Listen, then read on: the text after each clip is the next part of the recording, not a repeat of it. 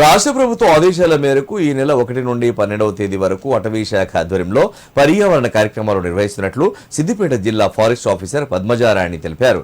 ఒక్కో రోజు ఒక్కో కార్యక్రమంతో చెట్లు పెంచడం, అడవులను పరిరక్షించడం వల్ల కలిగే లాభాలను వివరిస్తూ ప్రతి ఒక్కరిని భాగస్వాములు చేస్తూ అవగాహన కల్పిస్తామన్నారు.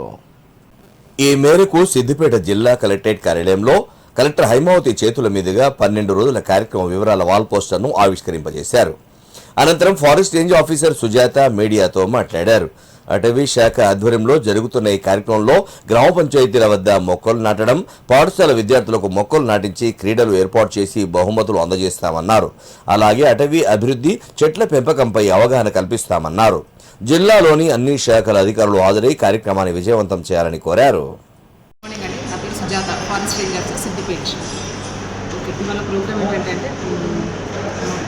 వారోత్సవాలు జూన్ 1 నుంచి జూన్ 12 వరకు మొత్తం పర్యావరణ సంబంధించిన వారోత్సవాలు జరుగుతున్నాయంట. దానిలో భాగంగా ఇవాళ ఇక్కడ మన కలెక్టర్ గారితో ఫస్ట్ ఇనాగరల్ లాంచింగ్ ప్రోగ్రామ్ అని స్టార్ట్ చేయడం జరిగింది అనమాట.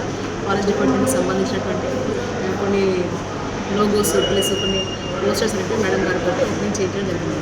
అదేవిధంగా ఈ 12 రోజుల కార్యక్రమాలు ఏ విధంగా ఉన్నాయి అనేది మా డిఎఫ్ఓ గారు కూడా వేదిక మొత్తం టోటల్ ఆల్ డిస్ట్రిక్ట్ ఆఫీసర్స్ అందరికీ కూడా ఆ 12 రోజుల ప్రోగ్రాంలో పార్టిసిపేట్ చేయాలని అనేసి అందరినీ కూడా ఇన్వైట్ చేయడం జరిగింది వేదిక